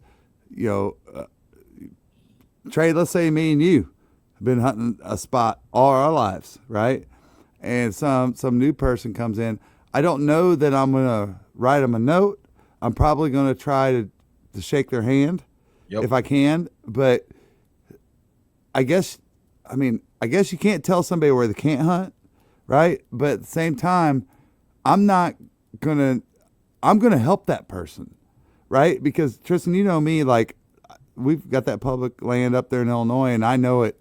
I literally know every ditch in 6,000 acres. I could tell you trees that I've watched grow, and I help people out all the time. Especially like when not going up there. I tell them, hey, but there's still today. There's areas up there that I get calls every year from people, and they'll be like, "You coming up here this year?" And I said, "Nope." And they're like, "Hot damn," That's what they say. But I appreciate that. But man, what a tough, it's such a tough thing to deal with. But I feel like if I do run into that situation, I got to help this person out, maybe Tristan can't go with me. Why don't you come with me that day? Or what, I don't know. One topic I thought was interesting today that I'll run by you guys. So I saw this video today of this guy, e-bike goes past him and he goes, "Oh, another, expletive on a e-bike." And I'm breaking it down in my head. I'm like thinking, man, like I would be pissed honestly if I was walking into a spot and it was like 45 minutes or an hour and like I'm walking out to that spot, putting in the work, knowing I'm like doing the most to try to kill a deer right now, and then an e-bike goes past me. I would be kind of pissed, but it's kind of one of those things like I also get the e-bike perspective. Working smarter, not harder. But I think like I don't know, man. I was breaking it down in my head, and I'm like, I got to talk about this on the podcast. Are you jealous about it? I think ultimately, if they like ban that in a state that I was hunting, Illinois banned. I'd be cool with it. You can't use it in Illinois. If not, I understand. You know what I mean? What do you guys think? No, Illinois, you can't use it. You could have the same. Yeah, but that's not an answer. I understand, but what do you think about it? I think that if they allow it, I would definitely buy one at 53. Before, but if I was 20 something and they're allowed and somebody came past me, I'd be like, touche. That's how I'd feel. Honestly, even if I couldn't afford it, because the inner part of you has to admit whether you want to admit it or not, that this guy or gal is working smarter than I am or has more money than I do. So What do you think, Trey? So I used to be against them, but it was because I didn't know nothing about them. But this year we were in me and my buddy Rex were out in Colorado, and we were walking down this trail and just calling elk, and we hunted this weird unit in Colorado where you ain't spotting a stalking elk. You literally getting up in a tree and hoping you see one. Wow. And this dude comes flying by on a e-bike. I never heard it. Even when he I never heard it. It was like it sounded like a hybrid car, just Wow. real faint. And I'm like, we need one of them. Because I don't know what brand he got. That joker is quiet. Now, I mean, you're gonna run over sticks and leaves and stuff so that's making noise. But the actual bike, I didn't hear. Wow. I'm for it, but like I feel like it's gonna scare something away. So I mean, if you can use it, cool. I'm not gonna get one, but like I don't know. I know that's how I am, man. But well, and then think about this too. We know for certain, and I know that there's a lot of people that will be listening to this podcast right now that has their own private land, and they will say that the deer don't mind you nothing as long as I'm in the side-by-side or I'm in the truck. And I've even hunted places where they're like, we're going to drop you off in my truck right at the base of your tree stand because there's a road that goes by it or whatever. And in my mind, I'm like, are they crazy? And they're like, trust me, the deer, like, you're better off doing this than walking your scent that 300 or 400 yards or whatever. So I guess there's something to be said about what deer are used to, but if they're not used to it, then I got to think that if I was a deer and I saw somebody ripping by on a bike, I'd be like, all right, I'm running. I'm gone. Yeah. Because that dude's trying to keep up with me. And that, and we might get caught. Those people walking down the road, yeah, we know them. We can run away from them. We can't get away from this guy on the bike. Yeah, he moving a little quick. I used to get mad because like my ex, her brother, they're all farmers. So like during hunting season, sometime they would start combining like either corn or soybeans or whatever. And I'd be like, they know I'm hunting. Why are they doing that? Yes. Yeah, I was like, hey man, like I know you got to get this done, but like I'm hunting today. He was like right by the fence. He's like, dude, they're not worried about this combine. They see this combine every single year. They know I'm not trying to hurt them. So they'll if they in front of it, they'll run. But for the most part, they'll step to the side and just keep on trucking. Like, dude, you ain't got nothing to worry about. And I'm like, oh, I never thought about that. Dude, like, I remember feeling that same way. Whenever I the first time I hunted some private land, which was my step uncle, and he's out there combining, and I'm like, man, this is gonna mess up all the deer hunt. No, dude, it's a dinner bell. Yep. That's what it is. It's a dinner bell when it comes to that. Now, the only thing that is the most frustrating when you're hunting public land, private land, happen to you is if it's happening to you while you're hunting or it happens before you go hunt. And that's when you go show up and you're like, dude, there's this cut cornfield. Dude, the deer are going to be smoking it. Yep. And then you show up the next week and you're like, they plowed it. Yep. And you're like, gosh dang it. I mean, I went to my step uncle one time and I go, what could we work out? If about you plowing under that corn so fast. He goes, not a damn thing. So I go, what do you mean? There's got to be a dollar. He goes, no, listen, it's so important that I do that immediately because of the soil and everything. Yeah, because corn is the worst. Yes. It drains. The very worst. It drains the life out of it. And I mean, don't even get me going on the whole corn thing. but it's true. And but beans, you won't see that so much. Beans, you'll see them get cut. And if the only thing that happens usually they're not going to plow it, they're going to drill winter wheat. Yeah, winter wheat or like rashes or something. Yeah, but no, dude, there's nothing worse than you having a piece of privately leased land, and I swear that I will never lease another piece of private land without confirming with the farmer that, do you plow your corn? Because if he tells me he does, I'm be like, nope, I'm done. Nope, I ain't doing it. Or you better but knock thousands off. Yeah, I used to. I would hate. It's like the guys that started hunting with. They would drive their side by sides right underneath the tree. And I'm like, why y'all doing that? It would bug me. But I thought, well, maybe it's just me. And then my buddy Will, he told me the story, which is crazy. He had this huge buck, like it was a nice 10-point on his camera, and he would drive his truck probably maybe like 200 yards from his stand, and then walk in. He'd never see the deer.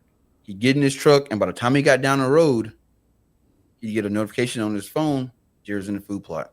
So he's like, what is going on? So he'd drive out there the next day. This deer was coming out every morning about like 10:30 during the rut. So he's like, I just can't figure this deer out. Like, he's coming out every morning when I'm not there at 10. The days I'm there, he don't come out. I'll sit all day, he won't come out. So his brother was like, hey, man, how about this? Because obviously you're doing something that's alerting the deer that you're there. But he just couldn't figure it out. So he was like, how about this? I'm going to sit in your truck. You walk in, and about 10 o'clock, I'm going to dip. I'm going to get out, slam the door, crank it up, and drive out. So then, like 2 weeks later, they go and they do this. Now, I'm not saying that what they did worked. Maybe that was just the day he came out. But as soon as Josh got in the truck and drove off, maybe about 15, 20 minutes later, this deer comes walking into the food plot. No way. Will puts him down. So after he puts him, he gets him and everything. He starts walking where he came from and finds his trail. Goes back, and it kind of bent around where he was bedded up at. If you lay down in the bed, you can see Will's truck in the parking lot. No, I believe it. He can see the parking lot, and when you come into this walking spot, it's a gravel road, so you hear the gravel. So as I'm in my mind, he told me the story. I'm thinking, okay, cool. The deer can hear the gravel getting louder, so that means somebody's coming. Right. Hear the door shut. I'm staying put. Right. Then when they know what a normal day feels like. Yeah. And when he heard it the second time, okay, whatever was around is gone. I'm going to come on out. And he heard that truck leave. About 15, 20 minutes later, he walked out, got an arrow in his side. I believe it, dude. Wow, I 100% believe it. Wow, that's so cool to like think out of the box like that and make something. I mean, granted, it could have just been that day, like you said. Yeah, that's why I was like, man, but still, it was just that day. but still, just thinking out of the box like that, I mean, might work for you, man. Might work. Yeah. Well, isn't that funny when you really break it down? Is that we, the deer hear the vehicle coming, or vehicles, right? And then we get to there and we go like, don't slam the door. Don't slam the door. Like I remember one of the first times I took Tristan hunting, he slammed the door. I go, hey, don't ever slam the door. You know what I mean? As a dad, But it really didn't, like as Cade would say, didn't make a shit. It probably didn't matter, But there's a reason why big bucks are big. Yeah. What I think we all forget about is that 100% of their life, and we don't give enough respect to does. They're all deer, but 100% of their lives, they are learning. Yeah. 100. So why do everybody goes, oh, that's the dumb button buck. It's the dumb spike. Yeah. Guess what? Yeah, they're dumb. He's But young. guess what? Yeah. They are learning their ass the hard way right then. And they're doing this 365 days, 24/7, 100% of the time that they are on this planet is avoiding predators. Yeah. So listen, I need to implement some of that with my wife, maybe. What do you mean? I'm just trying to think about being better. That maybe I need to focus more, like all the time, on like making her happy. That way she doesn't get mad at me about hunting. No. But I'm saying my stepdad used to say, if you owned a house and you have everything the way it is, and somebody walks into your living room and moves something, when you walk in there, you're gonna notice. Deer do that. They notice in every way. Things being cut, cars, like you said, the steps, all that stuff, because that's all they do. That's all they do. Yeah, it's survival. Like my brother, he was like when he started hunting, he was coming to me for all kind of information, like about scent and all that stuff, because he thought it didn't matter. I said, bro, peep this. I said, think about this. If someone came to your house to hunt you, and they came inside your house, you know your house more than anybody. Yeah. You know every corner, every room, all that. So you would, like you said, you would know if something moved, or if you hear a sound that you don't normally hear. Now you're on high alert. If you're being hunted, Yeah. like I mean, I'm sure they don't know. Like I don't think they know they're being hunted. But if you're terrified, you're scared of whatever's coming. Your whole entire life, they live their whole entire life on alert. Yes. Signs and all that. Yo, they pay attention to the smallest thing. Yes. I've even heard someone say, like, if you step on some grass, they know that the grass has been stepped on like 22 days or something after you gone. I'm like, I don't know how true it is. I hear a lot of stuff in the hunting world that I haven't gotten confirmation if it's true. You got the turkey hunters, right? Yep. Well, we're amateurs. I'd say we're like half-hearted turkey hunters. Yeah. I'm gonna ask y'all this because someone told me this and I still ain't got an answer yet. I've even talked to like veteran turkey hunters and they like, yeah, it sounds about right, but I don't believe them. They said that a turkey's eyesight is so good that they can see a tick on a leaf at 300 yards. I believe it. I don't believe I that. do. I don't. And let me tell you why I believe it. I don't believe Listen, that listen. shit. No, you don't. No. You listen. don't believe that. It's Listen. not true. There's no I'm way. going to tell you why I believe it. Listen, now, you might. I believe the tick at I 300 believe yards. I believe the bigger metaphor. They can there. see the tick like move. what they're saying. You know, like, I believe it. Listen, they can see a tick move. If that's what they're focused on, I guarantee you they can. Because, listen, bird eyesight is incredible. Hawks, falcons, eagles, dude, they're seeing shit on a way different level. I will tell you this. Not 300 yards. Listen, Trey. Yeah, they might see me at 300 yards. Listen, I'm talking. He's talking. All right. So is that through the woods or is it open? And there's just one tree with a tick walking on it. Yes, they would see that tick move. No. Yeah, 100%. Nope. If it's true, Not in the woods. No. I'm not believing it. I will dude. tell you this, man. That's bullshit. I used to joke around. I will put turkeys. Let me bridge this gap. All my life growing up in Illinois, bow hunting, I tried to be in position for a turkey while I'm deer hunting, because in Illinois you shoot a turkey during fall, yeah. fall, and I just wanted to kill everything, so that was all right. And dude, every single time for 30 something years of my bow hunting career, and I'm talking about 150 to 200 hours a year in a tree stand, I never could get to full draw on a turkey. Ever. As soon as I tried, and there they go. I'm like, there is no way. There is, like, I remember one time I had 3 turkeys out in front of me, and I turned my head so slow that I didn't even notice it move. And I don't know if they saw the color, my white face or whatever. And I'm like, there they go. So They okay, didn't hear me. Or they didn't hear me, they saw me. you're also a lot bigger than a tick, I will say. Yeah. But what I will say too, so I have shot one with my bow, which I know you have too. But Yep. deer hunting, and I have too. I know. I just said you have. But the only reason why I shot one is because it went past me and I shot it in the ass. Okay, so there was this morning, Trey. Honestly, it's probably like the best hunting morning in my entire life.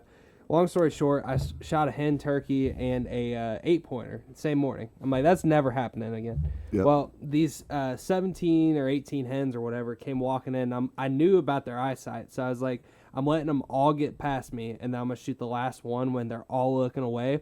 And to your point, I drew back, and I thought every single set of eyes was like forward. Somehow they knew, and they just started walking real fast. And thankfully, that one when I drew back was maybe 5 yards. So like by the time, like I'm like following her at full draw, and I just let one go and hit her.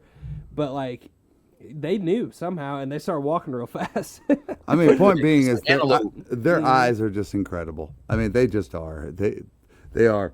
But I do believe in an open field, if there's a tree out there, if there's an oak out in the middle of an open go, field in South Dakota, and you see that one tree and there's a tick walking up it, that turkey might be like, yep. Trey, I see him. Did you know you just opened up this can of worms?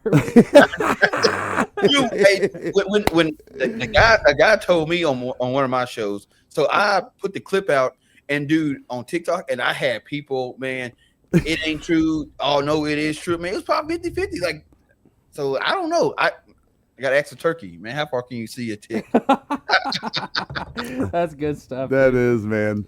One thing I wanted to ask you, man. So, you know, like one of the biggest things for me, like in my bow hunting journey, was like I'd messed it up so many times when I was younger because, you know, I think when I was shooting deer when I was younger, honestly, half of it was just getting lucky because like dealing with the adrenaline rush and like staying present in that moment and like executing and putting a good shot on the deer. I mean, I could have shot twice as many deer as I have right now if I wouldn't have messed up so many opportunities. Oh man, we all. Do you like being like as a older onset hunter, not somebody that just grew up doing it as a kid? Like, do you have any like advice, I guess, for people like in executing in that moment? I guess. Good question. Or something that helped you. Man, what helped me is honestly, I tell people this that's asked me that question before. Man, football helped me because, like, in the heat of the moment, you gotta have your composure about yourself. If not, you can get your head knocked off. So like, a deer's not trying to kill me, so I can pretty much I can control my adrenaline and all that in the moment. And then once it's, the deed is done, then I can't control myself. So I tell people just like try to practice it. You can do all the sit-ups and push-ups and stuff and then go shoot your bow. It don't really help. I'm sorry.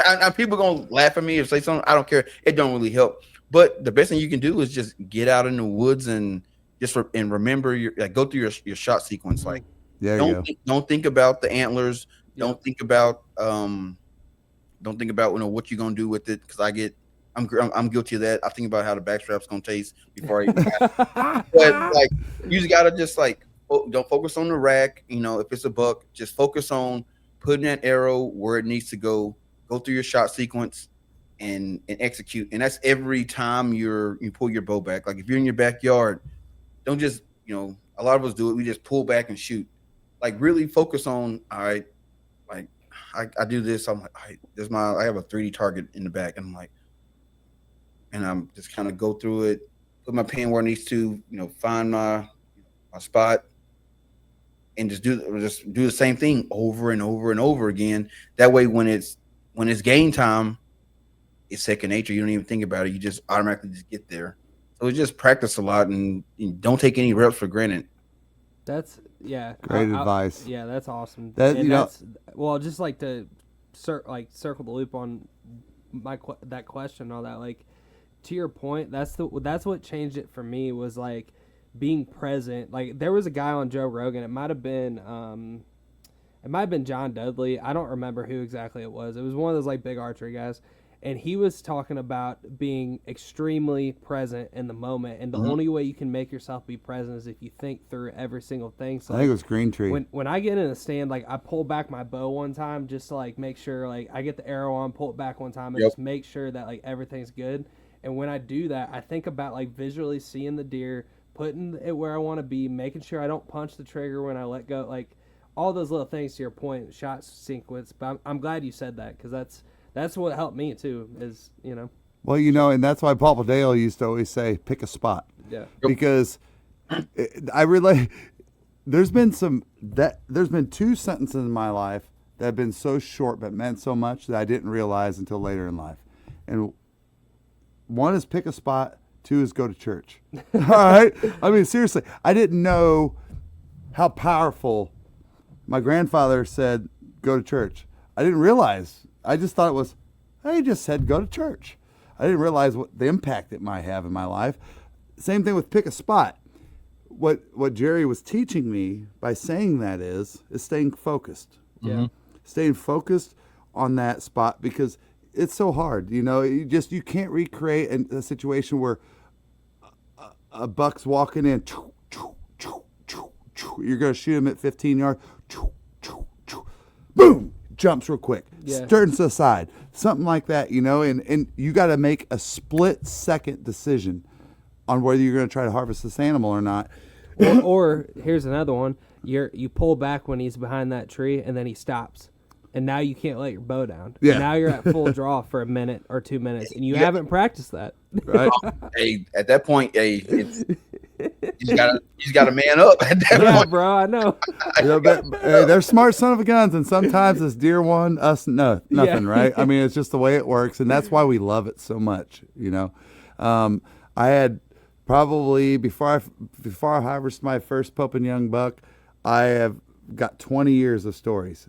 I know that sounds like you two might be sitting there going, I can't even imagine that, but a failure. We didn't have trail cameras. We didn't have releases. We shot fingers, shot aluminum arrows, all these things. And I can tell you, I could do a podcast on it. Just that alone of Tony's failures. like literally, I almost quit hunting 3 or 4 times in my life, and one for sure. And you know that story. Yeah. But that's what drives us, right? And that's where you in my life, that was the perseverance piece of me. Yeah. And that is stemmed forward to my professional career. All these things, I believe it has in my mind, that just same thing with football, right? Diversity, right? You get your ass kicked one night, Adversity. Adversity. I said adversity. You I said diversity. Diversity. So adversity. No, but you're getting your ass kicked one night. You don't know why. You just do, and it's a humbling moment. Yep. And you wake up the next day as a team, and you go, "All right, listen, what are we going to do to fix this?" Yeah. And maybe it's getting in that presence that you talked about, right? Bringing up your level of expertise. Like I told Tristan, I said, this is a great story, but he made a game-saving tackle as a Little League football player in triple overtime. Saved the game. They won the game. I remember telling him when he was little, 11 or 12 years old, I said, this is what professional athletes do every play. Mm-hmm.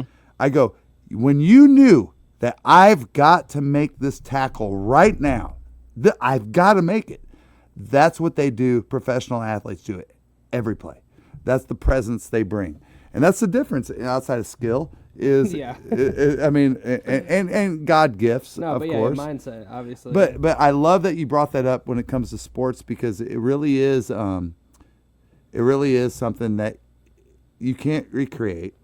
I mean, you can't make it up. if you don't play, You got to prepare for it, tackle football. How are you going to recreate that? right? you know? No, you got to just put in the work, like you said, taking the shots, going through all that. Yeah, it's one of the biggest things I get on my brother about, because he's one of those guys that he'll pick his bow up a week before the season, go out and shoot a couple shots, get it, make sure it's dialed in, and then he won't pull his bow back again until he's pulling back on a deer, or he won't pull it out until we get ready to go to a total archery challenge or something like that. And I'm like, dude, you got to shoot more, because what are you going to do when that buck comes out? What, just like a 3D target, I'll be ready. All right, I'm at this point in my life. All right, bro, I'm gonna let you have it. So last season, he sends me this picture. He got this nice 8-point that's been showing up in front of his stand. Say, hey, bro, go get him. This will be your first archery deer. Probably won't be there opening day, but you know what? I'm good luck to you. Sure enough, that bad boy walked out that morning, Wow. 30 yards, and he shot him over the back. Mm. Went back that afternoon. That buck comes up because he hunts over corn. That buck came back to that feeder. He shot underneath him. Oh. He was like, dude, I don't know what's going on. Like, I pull my bow back and I get to shaking. I'm like, yeah, that's because you're not going through your shot sequence, and you've never felt that. You never pulled back on an animal before, so it's a whole different feeling. And I was like, that's why you got to shoot more. And this summer, he was shooting every single day. Good for him. Wow. Even if he was like, man, I got 15 minutes, before I got to take the girls to dance, I'm getting out in the yard. That's all you need. You can get 30, 40 arrows sling in 15 minutes. Right. So and he's practicing. I can even see it in his face now. I've done a couple sits with him, and he's focused. He's not on his phone. I mean, he's paying attention to everything. He's in the moment. Like last weekend, we're out sitting, and this crow landed on this like dead branch, and the branch fell down. And the crow started freaking out. He was like, bro, we would have never seen that if he wasn't out here, man. Like we in the moment, right? Yes, I love I've been that. telling you, bro. Let's go. That's what I've been telling you. He's like, man, the air smell different, and we're hunting a different part of a property that we haven't hunted before. And he's like, dude, this is dope. I'm like, yeah, man, you got to be in the moment. Yes. Because when you get up, like when that deer, because he has a really nice 8-point on his cameras he's been seeing. So, bro, when that deer come out, you're gonna be ready. Like I see it in your face now. And I know he's out hunting right now. I've been looking at my phone and hoping I get a call, but I ain't got one yet. But that's the thing. And I try to tell people, like, you can't recreate none of that, man. Like when you're in that moment, there's nothing that I can create. You can recreate or do. Like you guys know Derek Wolf? Yeah, Yep. the defensive tackle for the Broncos, right? That's a bow hunter. Yep. Or he retired, obviously, but he's a bow hunter. Oh yeah. Yeah. I had him on the show a year no ago. way. Oh yeah, he's dope. And I asked him, I was like, what, like, how did it feel to get your first elk? And he was like, dude, I sacked Tom Brady in the AFC Championship game. Got up screaming like a wolf with 100-some-thousand people yelling my name. And the first time I pulled back on the elk, he goes, there's no comparison to that. No way. Oh, You got 100,000 people hollering your name and that adrenaline. He goes, the adrenaline rush you get from that elk hunt. He goes, that ain't nothing like it. Wow, dude. Wow. That's something you can't recreate. If you can't get there, I don't know how to tell you. Well, Oh my God, that's insane. That is insane. We were talking a little bit off air, and if you guys follow us, you know a little bit about my mom, but I was sharing a little bit of that with Trey. And one thing of advice that I will pass on that my mom was a big believer in, and I still believe in it today, is you got to visualize. Yep. You got to visualize. Like if you got that buck, right, and you know what he looks like, right, and you know you've done all the work. You've set your tree stand up, you're playing the wind, you're doing all these things. I guess the best thing I've seen recently that helps you like visualize it is, remember that thing on the Blue Angels that we watched? Yeah. All right. And they sit there in formation. Like a conference room. Yeah, in a conference room, and they're all sitting in their chairs like they're in jets, and they're going, all right, left wing one, all this. And they walk through it because they're visualizing it. And my mom would say that. She goes, because she never wounded a deer, dude. Not one. All 3 of those bucks were shot and killed, done. And she waited sometimes 3-4 years for each one of those opportunities. And what it was is that she found comfort in visualizing it. Put yourself there, sit down, take a time out. Sit there on the couch, shut everything off, put your phone down, TV off, all that stuff. And if you're really wanting to shoot a big buck, think about where he's going to come from. What's that going to feel like? What's that going to look like? And that only helps you in those situations. Yeah, and just to piggyback off that, and I don't know your thoughts on this, Trey, but how often, you're in that moment, and this is just me flashing back to when I was younger, I might have been thinking it would have been this slow walk up of this buck or whatever. They come in hot, dude, sometimes, and then you're full draw and you say, man, and then you get them to stop, and then you're freaking out. The buck doesn't stop where you want to, but that whole the first time I did that, I shot over the back of the deer because he came running down this creek behind me, and it was right about dark. Still shooting light, but getting close to dark. And I stopped him in the creek, shot right over his back. And it's because mentally I had not walked through that scenario and just I don't know what happened. Probably used my wrong pen. I don't even know. Yeah. Dude, No. I would do it when I was when I played football. I would just I would sit on the bus, and a lot of guys talking and stuff, and I'm just just going through this play in my head. Okay, if the linebacker does this, I'm gonna do this. Okay, I'm gonna do this. And I'm just in visualizing it, what I'm gonna do. And when even though I say this, my first archery deer was a doe.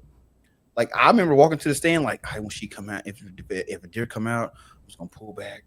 I'm gonna put the pin where it's supposed to be, and I'm gonna let it go. And because that's just, I was just basic. I didn't know that was built in your nature from football. I was like, that's how I got to do it. Now I didn't account for the buck fever. I didn't account for that, but it's I'm not going to execute the shot unless I see it. Like I gotta envision that arrow hitting her right, but like right in the vital V, boom, done, game over. And I just kept seeing it. Now in my head, it was a buck. It wasn't no doe, but Right. like, it's the same thing. Oh, dude. I mean, I've had, it doesn't matter. I mean, there's been deer. I know there's been does that have jacked me up way worse than, like, you're like, I need some meat. So here comes this doe walking in early season. You're like, she's coming right down this 12-yard run. You're like, here we go. All right. This is a piece of cake, right? And then she, for some reason, 2 steps before you're going to shoot, stops and looks right at you and does that. And they start throwing that body language at you, right? Yeah, dude. It's like, they throw that body language and you're like, I don't like the body language. I don't like the body language. And you're just, dude, I don't care. Like, that's what I love still at 53 years old, man. A doe, whatever I'm trying to harvest deer-wise, they can mess you up, dude. And because that means it's so important to you, right? Whatever that scenario is. And, man, I still love that part of it, even with failure. You know when buck fever really hit you? What's that? What's that? When you pay for a hunt and it's the last day. Oh, yeah, I can see that. I paid for a ram hunt last October, and like my fiance, she killed a hog. My brother killed a hog. I was the only one hunting the ram. And last day, and I ain't seeing the ram all week long. I'm like, I can't. Well, I've been seeing them, but I can't get a shot on them. They're so skittish. And finally, they get like 20 yards from me. I'm like, all right, chip shot. And then I go to full draw, and it just hits me. If I miss this shot, that's $1,500 gone, and I'm handed. And I really started like shaking. Yeah, it just all hit you all at once. Well, I put a shot on it, but I'm like, man, I ain't got buck fever like this bad in a long time. And my brother goes, yeah, because you paid for the hunt. ain't no coming back tomorrow. Yeah, true that. That's great. I remember thinking about this. I mean, just a quick story about approach of the deer. I remember this 10-pointer that I had pegged on this private land. He was coming out to this clover field every night. We knew it. And when he decided to come out this night, he was going to F up some trees. And he messed up some trees. He hit some branches and made like 3 rubs. And I know to this day, I know when I originally shot and missed that I said there was a branch, but I know it's because I was so jacked up, bro. I did not expect that deer to come in like that. And he had me so wired out that I don't even remember the shot really. It's just like you said, I mean, I was just like, You don't even know what happened. I don't even know what happened. I mean, I was just my adrenaline shot up so high with all that. Like, oh my God, Yeah, oh you my didn't God, oh my visualize God, that oh my happen, God. yeah. Oh my goodness. What a sport we love. I know. Man. I love it. Well, man, Trey, we could talk for 7 hours. It seems like at this pace. Man, Oh, yeah. I'm all down. Not good. Oh, bro, we but- got to do this more. I want to hear. I guess before we get out here, man, like of the time of like hunting, your deer hunting, your whatever you've hunted, ram. Like what's like been the pinnacle of it so far, man? Oh, the pinnacle would be, and I've told the story before. It don't end with me getting the animal, but it was my very first elk hunt. My buddy Rex go out to Colorado, and we're just walking, calling, and this bull comes running in. And mind you, up until this hunt, I've never seen a bull in the wild, only on TV. Yeah. Wow. This 6x6 comes running in, and when we first saw him, he's probably like 80 yards away. And by the time we could get like set up, he like closed the gap. He's at like 35 yards, and there's like a big pine tree between me and him. Well, when the pine tree was like a spruce tree between me and him. So I'm at full draw, and he's walking, and then there's like a little small gap, and then there's another big spruce tree. He walks right behind that tree, gets to the end of it, and I can just see his head, but no vitals. And I'm at full draw, and he like stops. and I can smell him at this point. Like I'm like, oh, he reeks. Like I can't wait.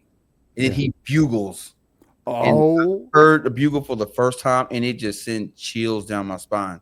And I'm like, Oh my oh god. my gosh, my because at this point I've only been archery hunting like 2 years, and it's like, oh man, all this is led up to this moment right here. It's going down. It is the first day. Oh, it's it. And he just stands there and he bugles again. And I'm thinking my buddy's gonna like cow call, but he's in awe because he never heard no elk bugle. So he's standing there with the call in his hand. And I'm like, we'll draw it. I'm looking back at him like, hey man, like, chirp back to him, do something. Then he like, I could feel the wind shift and it hit the back of my neck, and he got my scent, and he just like runs off, and he gets, probably like 50, 60 yards from me. And I was not about to shoot that elk at 50, 60 yards. I just wasn't experienced enough. And he like looked back at us and like he's ran off, and he was gone. And I'm still standing there at full draw. And I'm like, man, this is what this shit is all about. Man. Like this is what it's all about, man. Like yes. it didn't end in me getting harvesting an elk, but it's just like a memory of a lifetime. Yeah, I see why people do this. Like I got one, it's my first elk hunt. I got to see a bull. He bugled at us twice, ran off, stepped back, let us get a good look at him. Like, yeah, you ain't never gonna get this, baby. and then he took off, and man, like we didn't see another elk that week, but that whole hunt was just so cool because we got to see, like, I'd never been to Colorado before. Well, I've been to Colorado. I've been in the Air Force Academy, but I never, on a visit, but I never like went out in the woods in Colorado. But I had never actually been out and seen the world of Colorado and seen the woods and the vast woods and all of God's creation. Like I ain't never seen none of that before. Yeah. It was like, this is amazing, man. All the It was amazing just being there, right? It was amazing. And then of course I had altitude sickness, so I won't forget that. I was all sick and dehydrated. But the whole trip was just like dope. And I'll never forget it. Like, one, because I didn't shoot that elk, but just the show he gave us, and it was just amazing, man. And out of all my hunts, even the ones that ended with me taking the animal, that one is the one that stands up to me because it was just everything I wanted in the elk hunt, minus harvesting one. It was all everything bundled up in one, and I love it. That's awesome. That's what a great awesome, story. Man. Well, man, thank you so much for spending the time to us tonight, dude. Like, especially just me reaching out like randomly, like, hey, dude, your page looks cool. You want to come on the podcast? Hey, bro, but that's how you do it, though. I tell like Cass be like, man, how'd you get such and such on your show? I just messaged him, man. Like, hey, you miss 100% of the shots you don't take. Hey, man, you want to come on my show? That. Right. My mom always said a closed mouth don't get fed. So there it is, man. You better say something. That's right. Well, thank you, man. Tell everybody Trey, thank you, man. Where we they really can follow appreciate you your time. and the podcast and all that. Oh yeah, man. You can find the podcast on Carbon TV. You can find it over on Spotify, Apple Podcasts. My TikTok is the Dreaded Archer, or Dreaded DA_Dreaded Archer 17. Instagram is the same thing, DA_Dreaded Archer 17.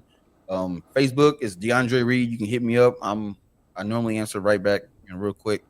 But yeah, I really appreciate you guys reaching out to me, and I mean I enjoyed this, and we definitely got to do it more, man. I'm always down for it. Well, we tell everybody this too, because you get through the ATL area, man, need a place to crash or something like that. Tristan and I both more than welcome. Just man, I was supposed to be in Atlanta the first of this month because I was going to do an event at the Sickle store down there. Oh, okay, yeah, sure. But I was with this group, it was called the New Jack Archers, and it was just some bad stuff happened, and we ended up breaking up. So that whole deal went under. But I was looking forward to coming to Atlanta to be at the Sickle store. Well, dude, yeah, if you ever end up doing that, making that trip, let me know. I'd love to. I've been out there for well, first of all, like the Braves stadium's right there. Yep. So, like, we go to a lot of the Braves games, but Delta Waterfowl has had a couple events down at the Sitka store, so I've gone down a couple times for that. Hey, man, if it's open invitation, I jump on the plane, I hop in the car, I drive. I'm always like, I love, because I've only been to Atlanta at the airport. Yeah. That's the only That's time everybody, I'm bro. going to Atlanta. And That's you it. guys got some restaurants that I need to get down there and try because I plan my vacations around what I'm going to eat. Oh, So- dude, we've been trying to get better. Like, I'll keep this short. We've been trying to get better. So, like, we live in this part of town called Duluth, and it's like northeast. And for whatever reason, there's a huge Vietnamese population here, and like Korean and all that. But like, their food is insane, and like all these people travel from like downtown Atlanta to come eat at these spots. And me and my wife are like trying to get better about like venturing out like once a month at least, you know, and trying some of these spots. Y'all got a spot down there called the Breakfast Bar. I'm trying to slide to. Oh yeah, So on Right. Food Network. there you go. Well, cool, man. Well, thank you so much, man. Yeah, no, dude. Super appreciate your time. Can't wait to connect with you again. Hopefully, it's our way to harvest some animal. Yeah. Hey, I'm down for it, man. Y'all call me. I'm down. And if you guys ever want to come to Texas and hunt some hogs or something, let me know. We can get something set up. That's a good time. Sounds good, man. Thank All right, you. brother. You take care now. You too. See ya. Thank you. Later. I've been southbound, I've been hellbound, riding on the midnight train. Going too fast now, think I ought to slow down, standing in the pouring rain.